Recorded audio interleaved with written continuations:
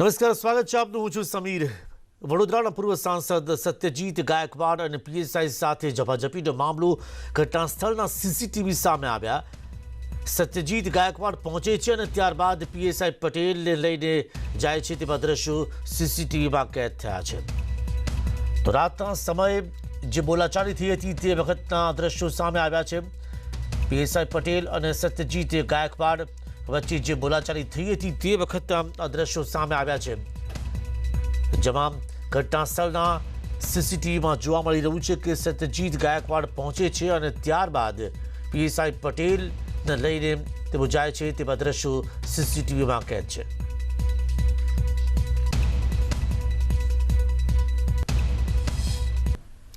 વધુ માહિતી મેળવીશું અમારા સંવાદદાતા અંકિત ગોંસીકર પાસેથી. અંકિત, જે દ્રશ્યો સામે આવ્યા છે તેમાં કઈ કઈ બાબતો ઉજાગર થઈ રહી છે, જે પ્રકારનો આરોપ લગાવ્યો છે સત્યજીત ગાયકવાડે? જી સમીર, બિલકુલ જે સીસીટીવી દ્રશ્યમાં જે કેદ થયું છે કે સત્યજીત ગાયકવાડ જે છે તે જ્યાં આગળ પોલીસ એમને દંડ માટે બોલાવ્યા તે જગ્યા પર આવે છે, ત્યારબાદ પોલીસ સાથે વાતો થાય છે અને અચાનક જ તમે સીસીટીવીમાં જોઈ શકશો કે ભીડ એકત્રિત થઈને કોઈ એક બાજુ જોઈ રહી છે. એટલે એ દરમિયાન એમની વચ્ચે જે ઝપાઝપીનો મામલો થયો છે, ત્યારબાદ સીસીટીવી ની અંદર સંપૂર્ણપણે દેખાય છે કે સત્યજીત ગાયકવાડ અકળાઈને પાછા જાય છે, ત્યારે 4-5 પોલીસ કર્મીઓ એમની સાથે આવે છે અને એમની સાથે બોલાચાલી કરે. ત્યારબાદ સત્યજીત ગાયકવાડની સાથે એક પોલીસ વાળો એમના ઘર સુધી પણ જાય છે. જી, તો હવે જ્યારે કોંગ્રેસના કાર્યકરો પહોંચ્યા છે કમિશનર કચેરીએ, તો કોંગ્રેસ હવે શું આક્રમક મૂડમાં છે, લડી લેવાના મૂડમાં છે? શું માંગણી છે તેમની? જી બિલકુલ સમીર, કોંગ્રેસે પોલીસ સીપીને આવેદનપત્ર આપ્યું છે. સીપી ની સામે સમગ્ર રજૂઆત કરી ત્યારે સીપીએ પણ બાહેધરી આપી છે કે આની માટે જે છે તે એક એસીપી કક્ષાના અધિકારીની નિમણૂક કરવામાં આવી છે, સમગ્ર તપાસ કરશે ને જ્યારે એસીપી કક્ષાના અધિકારી એમને રિપોર્ટ સોંપાશે ત્યારબાદ આગળના પગલા લેવાશે. તપાસના આદેશ આપી દેવામાં આવ્યા છે? જી બિલકુલ, એસીપી કક્ષાના અધિકારીને સમગ્ર મામલાના તપાસના આદેશ આપી દેવામાં આવ્યા છે. પીએસઆઈ પટેલ કે જેમની સાથે જે બોલાચાલી થઈ હતી, વિવાદ થયો હતો, તેઓ આ સમગ્ર મામલે શું કહી રહ્યા છે? તેમનું કોઈ નિવેદન, તેમની કોઈ પ્રતિક્રિયા? જી સમીર, કાલે જયારે મીડિયા પોલીસ સ્ટેશન પહોંચ્યું હતું ત્યારે ત્યાંથી જે પીએસઆઈ પટેલ છે તે ત્યાંથી નાસી છૂટ્યા હતા, ત્યાં મીડિયાની સામે આવ્યા નથી અને કે કશું પણ કહેવાની ના પાડી રહ્યા છે. એમને મીડિયા સમક્ષ કોઈ પણ નિવેદન હાલ સુધી આપ્યું નથી. પણ પ્રાથમિક દ્રષ્ટિએ સત્ય હકીકત શું બહાર આવી રહી છે, જે રીતે સત્યજીત ગાયકવાડે આરોપ લગાવ્યા? જી, આની અંદર સત્યજીત ગાયકવાડે જે આરોપો લગાવ્યા છે તેની સામે પોલીસ પણ એવું કેવું છે કે એમને રોક્યા હતા અને એમને દંડ ભરવાનું કીધું હતું. ત્યારે એમને એવું પણ કીધું હતું કે પોલીસ સ્ટેશન આવીને પણ દંડ ભરી શકે, પણ સત્યજીત ગાયકવાડ દંડ ભરવા નહોતા ગયા. અને સત્યજીત ગાયકવાડનું કેવું એવું છે કે મેં શું કેમ પોલીસ સ્ટેશન જવું, જેમને દંડ વસૂલ કરે તો સ્થળ પર જ કરી શકે, મેં કોઈ ગુનેગાર તો મને પોલીસ સ્ટેશન લઈ જવામાં આવે છે. જી આભાર અંકિતા, તમામ જાણકારી બદલ. તો સત્યજીત ગાયકવાડે આરોપ લગાવ્યા છે કે પીએસઆઈ સાથે જ્યારે ઝપાઝપી થઈ, બોલાચાલી થઈ, ત્યારે તેમણે લાફો માર્યો હતો, ધક્કો માર્યો હતો, તે પ્રકારનો આરોપ લગાવ્યો છે. દંડને લઈને માથાકૂટ થઈ હતી અને હવે કોંગ્રેસના અન્ય જે કાર્યકર્તાઓ છે, સમર્થકો છે સત્યજીત ગાયકવાડના, તેઓ કમિશનર કચેરી પર પહોંચ્યા અને તેમણે કહ્યું કે આ સમગ્ર મામલે તપાસ થવી જોઈએ, જો કે તપાસના આદેશ આપી દેવામાં આવ્યા છે.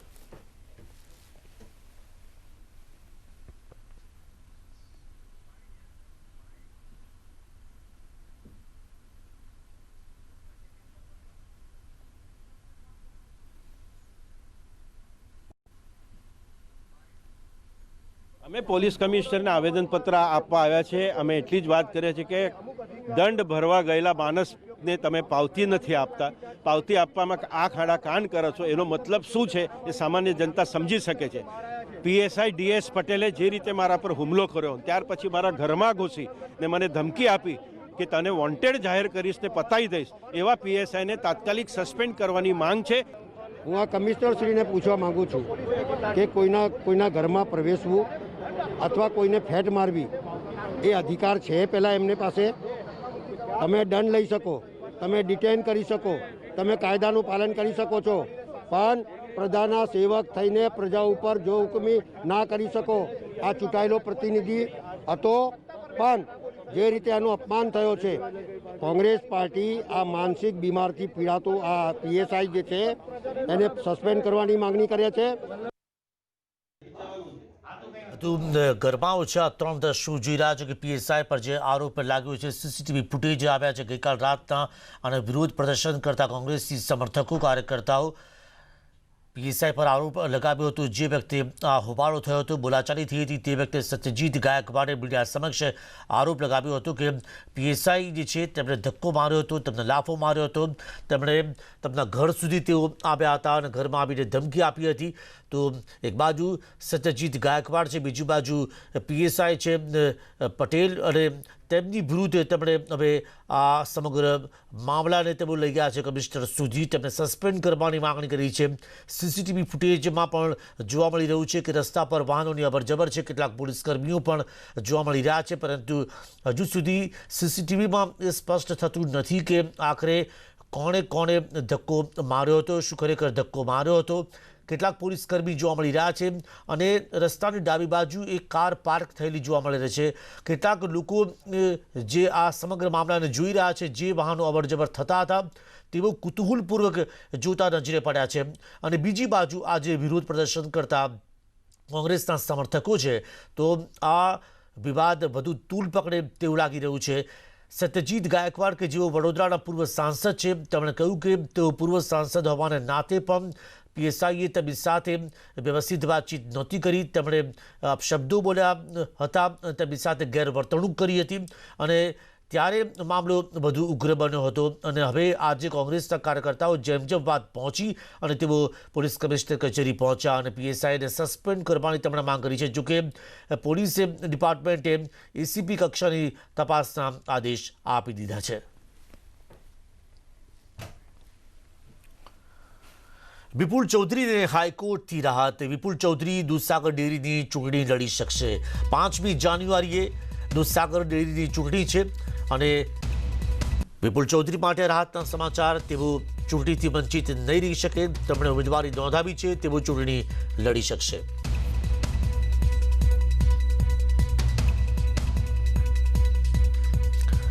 મહેસાણા દૂધસાગરના ચેરમેન પદે વિપુલ ચૌધરીના કાર્યકાળ દરમિયાન મહારાષ્ટ્રમાં મોકલવામાં આવેલા ખાણદાનને કારણે દૂધસાગર ડેરીને 49 કરોડનું નુકસાન ગયું અને તેમની પાસેથી શું કામ વસૂલ કરવું જોઈએ નહીં તેવી તેમને નોટિસ પણ મળી હતી અને આ મામલે તપાસ પણ થઈ રહી છે અને તેમની જે ધરપકડ કરવામાં આવી હતી અને તેમને ચૂંટણીથી વંચિત રાખવા માટેના જે તમામ પ્રયત્નો થયા, પરંતુ હાઈકોર્ટ તરફથી વિપુલ ચૌધરીને રાહત પ્રાપ્ત થઈ છે.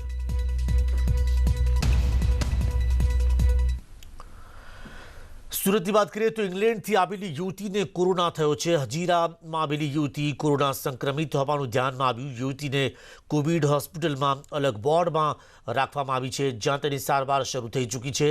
યુવતીના સેમ્પલ પુણે તપાસ માટે મોકલવામાં આવ્યા. આ ઉપરાંત યુવતીના માતા પિતાના પણ સેમ્પલ મોકલવામાં આવ્યા.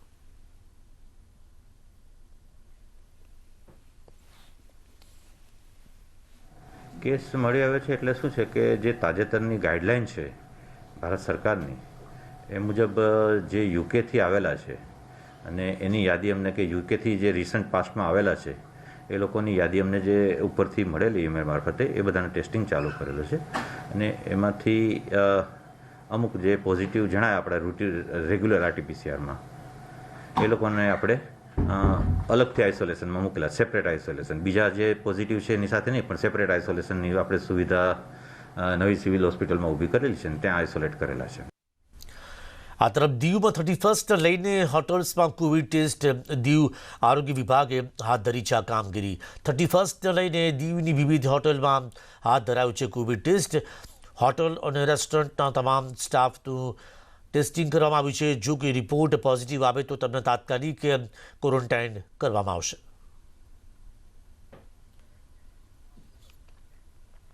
આ તરફ સુરતના કતારગામમાં સોશિયલ ડિસ્ટન્સના ધજાગરા ઉડતા જોવા મળ્યા. પાલિકાની ઓફિસમાં સોશિયલ ડિસ્ટન્સનો ભંગ થયો. પાણી ખાતામાં મોટી સંખ્યામાં લોકો ઉમટી પડ્યા. નળ કનેક્શન કાયદેસર કરવા લોકોને ભીડ જામી. ચહેરા પર માસ્ક તો પહેરેલું હતું, પરંતુ સામાજિક અંતર નહોતું જાળવ્યું હતું. કતારગામમાં પાલિકાની ઓફિસમાં સોશિયલ ડિસ્ટન્સનો ભંગ થતો જોવા મળ્યો. પાણી ખાતામાં મોટી સંખ્યામાં લોકો ઉમટી પડ્યા હતા. તો એક વ્યક્તિથી બીજા વ્યક્તિ વચ્ચેનું જે અંતર હોવું જોઈએ, 2 ગજ કી દૂરી, ઓછામાં ઓછું 6 મીટર જેટલું અંતર હોવું જોઈએ, પરંતુ તે અંતર જોવા ન મળ્યું.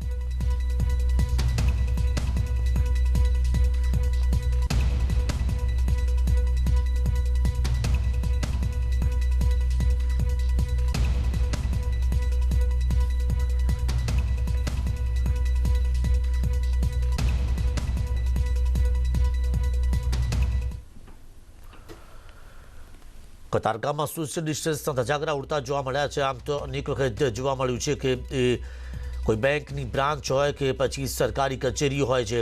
કતારગામમાં આ દ્રશ્યો સામે આવ્યા છે. પાલિકાની ઓફિસમાં પહોંચ્યા હતા કેટલાક લોકો, પાણી ખાતામાં પહોંચ્યા હતા અને તે વખતે કોરોનાના નિયમોના ધજાગરા ઉડતા જોવા મળ્યા. સુરતના કતારગામની આ ઘટના, સામાજિક અંતર બિલકુલ જળવાયું નથી. પાલિકાની ઓફિસમાં આ દ્રશ્યો સામે આવ્યા છે. પાણી ખાતામાં મોટી સંખ્યામાં જ્યારે લોકો ઉમટ્યા હતા. નળ કનેક્શન કાયદેસર કરાવવા લોકોની ભીડ જામી હતી અને તે વખતે જોવા મળ્યું કે લોકો એકબીજાથી ખૂબ જ નજીક ઊભા રહ્યા હતા. અહીં તો રિસર્વનું ટોળું જોવા મળી રહ્યું છે ઓફિસની અંદરના ભાગમાં, જ્યાં લોકો એવું માનતા હોય કે કોરોનાનો કાળ પતી ગયો છે, કોરોનાથી હવે કોઈ સંક્રમિત થતું નથી. તેવી ગેરસમજ હોય તો તેમણે હવે તાકીદે સમજી જવાની જરૂર છે કે સામાજિક અંતર જાળવવું અત્યંત જરૂરી છે. અનેક લોકો હોસ્પિટલમાં દાખલ થઈ ચૂક્યા છે, અનેક લોકોએ જીવ ગુમાવ્યા છે. જેઓ કોરોનાથી બચીને, કોરોનાનો જંગ જીતીને હોસ્પિટલમાંથી સાજા થઈને તેમના ઘરે પરત ફર્યા છે, તે લોકોને પણ કોરોના ફરીથી થઈ શકે છે જો કોરોનાના નિયમોના ધજાગરા ઉડાવ્યા તો. જો કોરોનાના નિયમોનું પાલન ન કર્યું તો માસ્ક પહેરવું જેટલું ફરજિયાત છે તેટલું જ ફરજિયાત છે કે બે વ્યક્તિઓ વચ્ચે અંતર રહે. જ્યારે તેઓ જાહેરમાં અન્ય કોઈ વ્યક્તિને મળતા હોય કે સરકારી કચેરીમાં પહોંચતા હોય, અહીં દરેકના ચહેરા પર માસ્ક તો જોવા મળી રહ્યું છે, પરંતુ સામાજિક અંતરનો છેદ ઉડતો જોવા મળ્યો.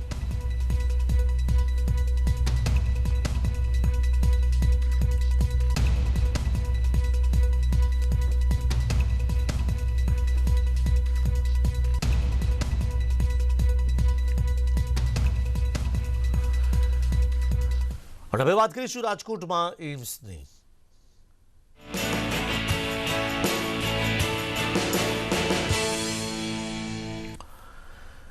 વડાપ્રધાન નરેન્દ્ર મોદીએ આજે 2020ના વર્ષના છેલ્લા દિવસે ગુજરાતના રાજકોટમાં એમ્સનો શિલાન્યાસ કર્યો. પીએમ મોદીએ વિડીયો કોન્ફરન્સિંગ દ્વારા આ કાર્યક્રમમાં ભાગ લીધો હતો. પીએમ મોદીએ અહીં વિશ્વાસ વ્યક્ત કર્યો કે ભારતમાં કોરોનાની રસી ટૂંક સમયમાં માન્ય કરવામાં આવશે અને એક મોટું રસીકરણ અભિયાન હાથ ધરવામાં આવશે. પીએમ મોદીએ એક નવો મંત્ર પણ આપ્યો અને કહ્યું કે રસીની હાજરીનો અર્થ એ નથી કે આપણે બેદરકારી દાખવીએ. આપણો મંત્ર દવાપણ અને કડકાઈ પણ હોવો જોઈએ. દવા આવ્યા બાદ પણ, રસી આવ્યા બાદ પણ કડકાઈ રાખવી પડશે. દરેક વ્યક્તિએ ચુસ્ત પાલન કરવું પડશે. જેવા દ્રશ્યો સુરતમાં કતારગામમાં હમણાં બતાવ્યા હતા, તેવા દ્રશ્યો ફરીથી ન સર્જાય તેનું સખતમાં સખત રીતે ધ્યાન રાખવું પડશે. એક એક વ્યક્તિએ ડિસિપ્લિનમાં રહેવું પડશે, પોતાની જાતે બચાવવી પડશે કે જેથી તે કોરોના સંક્રમિત ન થાય. અન્ય વ્યક્તિઓનું પણ આરોગ્યનું ધ્યાન રાખવું પડશે. એમ્સમાં ખાતમુહૂર્ત દરમિયાન તેમણે વાત કરી કે દવા પણ અને કડકાઈ પણ.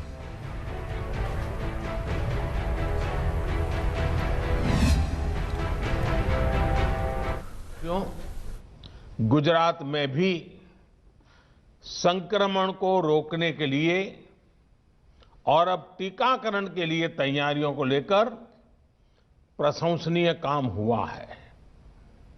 बीते 2 दशकों में जिस प्रकार का मेडिकल इंफ्रास्ट्रक्चर गुजरात में तैयार हुआ है, वो एक बड़ी वजह है कि गुजरात कोरोना चुनौती से बेहतर तरीके से निपट पा रहा है. एम्स राजकोट गुजरात के हेल्थ नेटवर्क को और सशक्त करेगा, मजबूत करेगा. अब गंभीर से गंभीर बीमारियों के लिए राजकोट में ही आधुनिक सुविधा उपलब्ध हो रही है. मैं पहले कहता था, जब तक दवाई नहीं तब तक ढिलाई नहीं, बार बार कहता था. अब दवाई सामने दिख रही है, कुछ ही समय का सवाल है. तो भी मैं कहूंगा, पहले मैं कहता था दवाई नहीं तो ढिलाई नहीं, लेकिन अब मैं फिर से कह रहा हूं, दवाई भी और कड़ाई भी. कड़ाई भी बरतनी है और दवाई भी लेनी है. दवाई आ गई तो सब छूट मिल गई, ये भ्रम में मत रहना. दुनिया यही कहती है वैज्ञानिक यही कहते हैं। और इसलिए अब मंत्र रहेगा हमारा 2021 का, दवाई भी और कड़ाई भी। राजकोट के मेरे प्यारे भाइयों बहनों, गुजरात के मेरे प्यारे भाइयों बहनों, ये बात न भूलें कि कोरोना संक्रमण घट जरूर रहा है, लेकिन ये ऐसा वायरस है जो तेजी से फिर चपेट में ले लेता है। इसलिए 2 गज की दूरी, मास्क और सैनिटेशन के मामले में ढील बिल्कुल नहीं देनी है। नया साल हम सभी के लिए बहुत खुशियां लेकर के आए। आपके लिए और देश के लिए नया साल मंगल हो। इस बीमारी से लड़कर जीत चुके हैं।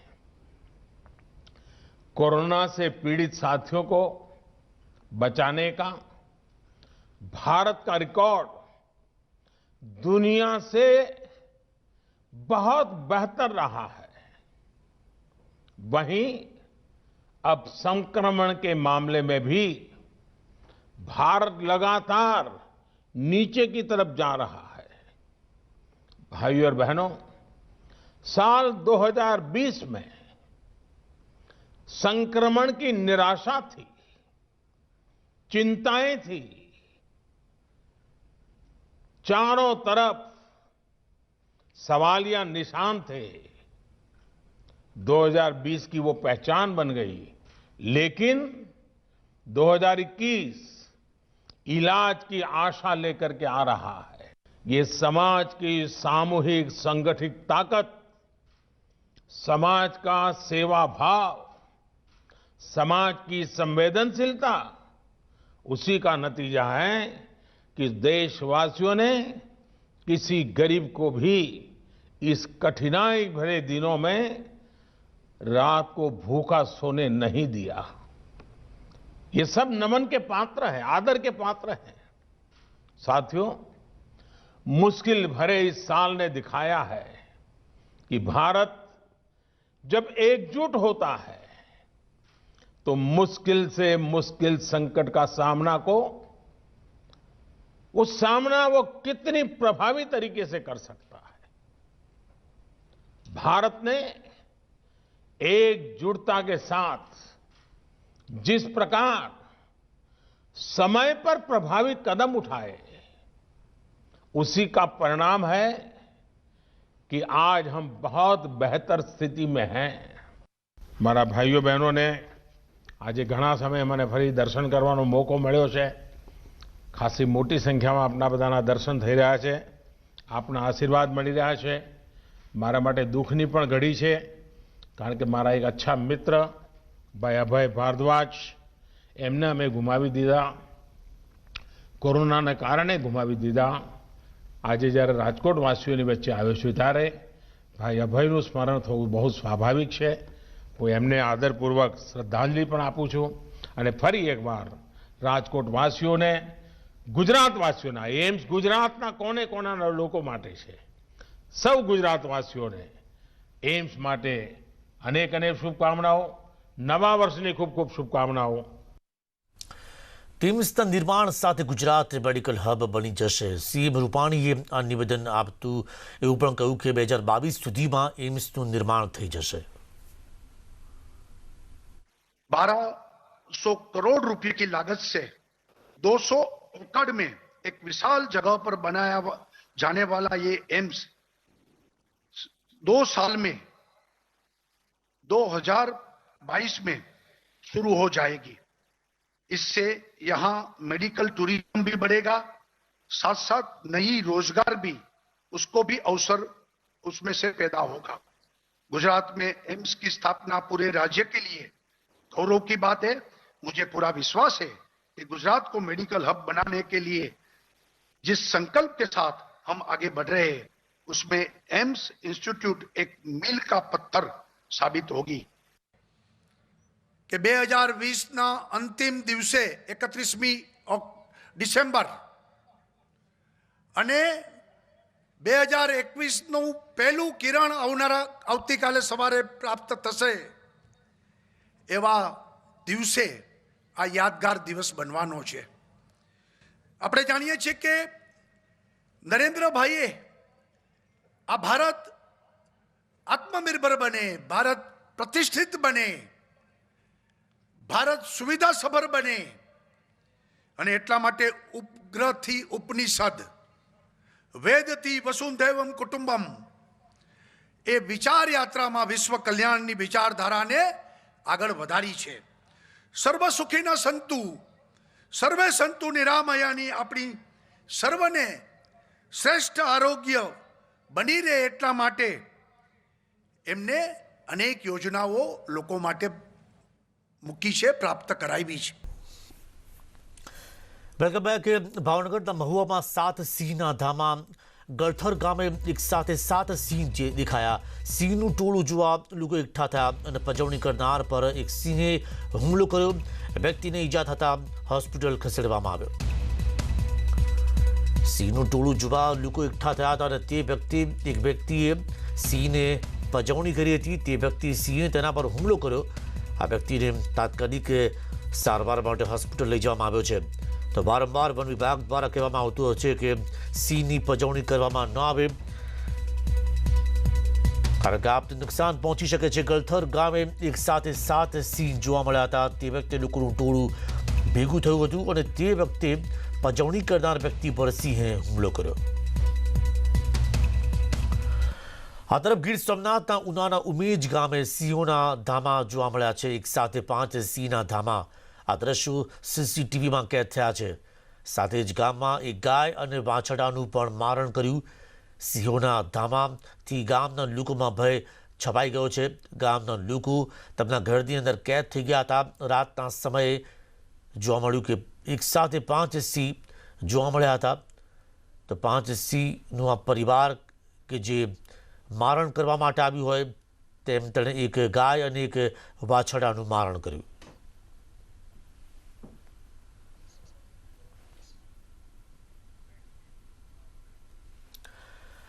ભાવનગરમાં તંત્રના દોષી નગરજનો દૂષિત પાણી પીવા માટે મજબૂર બન્યા છે. ભાવનગરના બોર તળાવમાં ગંદકી અને કચરાના ઢગલાના કારણે નાગરિકોને દૂષિત પાણી મળી રહ્યું છે.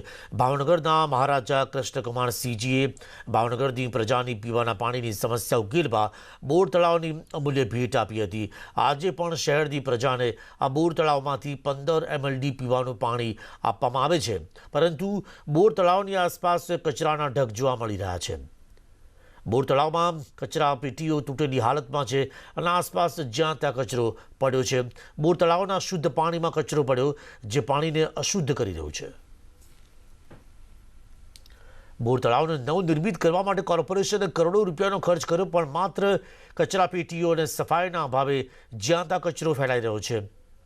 બોર તળાવની આવી સ્થિતિ વિશે પૂછવા જ્યારે અધિકારીઓનો સંપર્ક સાધવામાં આવ્યો ત્યારે તેમણે દોસ્તો ટોપલો બીજા પર ઢોળીને એકબીજાને ખો આપવા લાગ્યા. પાણી આમાંથી આપવામાં આવે છે તો એની સફાઈ લીલ કે સેવા કે જે છે એ બધું ધ્યાન આપીને સાફસૂફ કરવું જોઈએ. પબ્લિકને સમજાવવું જોઈએ કે ભાઈ પબ્લિક આમાં તમે કચરો નહીં નાખો. તળાવમાં ઘણા ટાઈમથી પાણી ભરાતું નહોતું. આજે ભાઈ કે ભરાઈ ગયું છે આખું બોર તળાવ ને એમાં કેમિકલ નાખીને સુધારો કરે છે અને બીજા નંબરમાં પાછળથી ગટરના પાણી બધા અંદર જાય છે અને એ બોર તળાવનું પાણી પબ્લિક પીવે છે. એની હિસાબે આ બધી મહામારી છે એમાં વધતું જાય છે. આ બધું રોગચાળો અને ભ્રષ્ટાચારી વધતો જાય છે. અગાઉ ડસ્ટબિન મૂકવામાં આવેલી હતી, તૂટી ગયેલી હશે અથવા તો કોઈ પણ રીતે નુકસાન થયેલું હશે તો આપે જે ધ્યાન દોર્યું છે તે મુજબ હું આભારી છું અને અમે એ બધી જ રિપ્લેસ કરાવી દઈશું અને સંબંધિત જે સોલિડ વેસ્ટની ટીમ છે તેને પણ કડક સૂચના આપી દેવામાં આવશે કે ભાઈ નિયમિતપણે આ ડસ્ટબિનની જાળવણી થાય. અને જામનગર એલસીબીએ હથિયારો સાથે 2 વ્યક્તિને ઝડપી પાડ્યા. ટેકનોલોજીના માધ્યમથી યુટ્યુબના સહારે અનોખું હથિયાર બનાવ્યું હતું. વધુ 7 જેટલા હથિયારોનો જથ્થો પકડવામાં લોકલ ક્રાઇમ બ્રાન્ચને સફળતા મળી છે. સ્ટીક જેવા લાગતા આ હથિયારનો ઉપયોગ કોઈ વીઆઈપી બંદોબસ્તમાં નિશાના લેવા માટે થઈ શકે તેવું હોવાનું પોલીસનું માનવું છે. જે આરોપી છે રાજસિંહ માલદે, તેની પાસેથી એક જે હેન્ડીકેપ હોય એ લોકો જેમની સ્ટીક વાપરતા હોય છે એ સ્ટીકમાંનો ઉપયોગ કરીને તેણે એક અલગ પ્રકારનું હથિયાર બનાવેલું છે આ પ્રકારનું હથિયાર બહુ રેર કેસમાં જોવા મળતું હોય છે અને જેમાં એ સ્ટીકની મદદથી એણે જાતે જ હથિયાર બનાવેલું છે અને એમાંથી બહારથી ખબર ના પડે કે હથિયાર છે, પણ અંદર એણે સ્ટીકમાં બેરલ અને નાખીને કાર્ટ્રીજ ફોડી શકે તેવું હથિયાર બનાવેલું છે. રાજ્ય સરકારની નવી સોલાર પોલિસીથી નાના ઉદ્યોગકારોને નવી આશા બંધાઈ છે. ખાસ કરીને જૂનાગઢ જેવા જિલ્લા કે જ્યાં મોટા ઉદ્યોગો નથી ત્યાં નાના ઉદ્યોગકારોને મોટો ફાયદો થશે. નવી સોલાર પોલિસીથી પ્રોડક્શન કોસ્ટ ઘટશે. નાના વેપારીઓએ પણ આ નવી સોલાર પોલિસીની જાણકારી મેળવી યોજનાને આવકારી છે. જૂનાગઢમાં માત્ર નાના ઉદ્યોગો છે અને નાના ઉદ્યોગકારોને વીજળી ખૂબ જ મોંઘી પડે છે, જેને લઈને તેની ઉત્પાદનની કિંમત વધતા તેને ઓછો ફાયદો થતો. ત્યારે આ નવી પોલિસીને લઈને તેમને ઉત્પાદનમાં 50%નો ફાયદો થશે. તો આ ઉદ્યોગકારો ખુશખુશાલ છે કે નવી પોલિસીનો તેઓ મહત્તમ લાભ ઉઠાવી શકશે. નવી સોલાર પોલિસીથી પહેલો ફાયદો એ થશે કે પાવરની જે પ્રોડક્શન કોસ્ટ છે એ ઘટશે અને સાથે સાથે બીજો ફાયદો એ થશે કે પ્રોડક્શન કોસ્ટ ઘટવાને કારણે વૈશ્વિક બજારમાં લઘુ ઉદ્યોગકાર પોતાની પ્રોડક્ટને મૂકી શકશે. અત્યારે જીબીના જે અમારા બિલ છે એ 28 દિવસે જીબીવાળા અમને બિલ આપે છે, એટલે 12 મહિનાના 13 બિલ તો એ કરી નાખે છે. પણ આ પાવર પોલિસી સરકારની જે છે સોલાર પાવર પ્રોજેક્ટ છે એ અમને 3-4 રૂપિયા યુનિટની અંદર પડે એવું લાગે તો અમારી પ્રોડક્શનની કોસ્ટ છે એ ઘણી ઘટશે. બુલેટિનમાં અત્યારે બસ આટલું જ. નમસ્કાર.